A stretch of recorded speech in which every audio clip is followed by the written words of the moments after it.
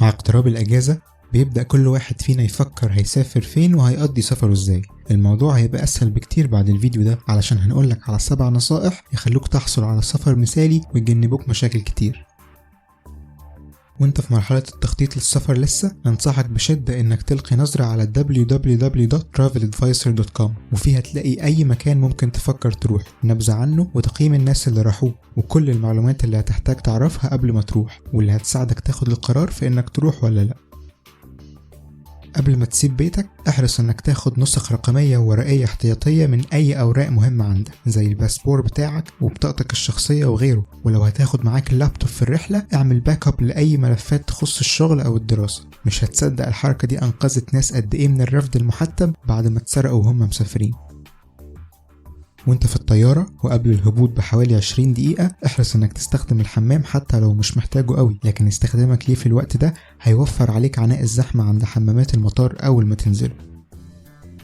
استخدم ماكينات ال ATM في انك تحول فلوسك لعملة البلد دي، وما تلجأش لشركات الصرافة، لان الماكينات دي هتحول فلوسك بنفس سعر الدولار الحالي ومش هتاخد نسبة زي مكاتب الصرافة ما بتعمل.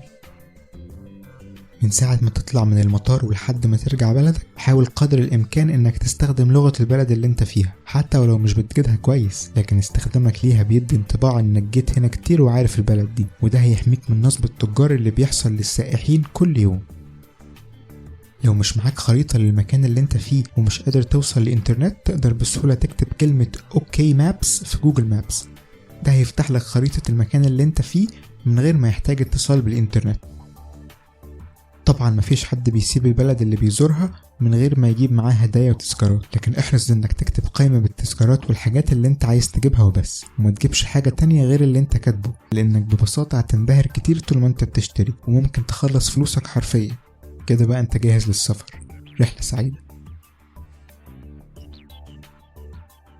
لو عجبك الفيديو اعمل سبسكرايب للقناة عشان تشوف فيديوهاتنا الجديدة، ولو عايزنا نكمل ساعدنا ننشر فيديوهاتنا واعمل لها شير على فيسبوك وجوجل بلس، وكمان تقدر تشوف فيديوهاتنا اللي فاتت كلها من هنا.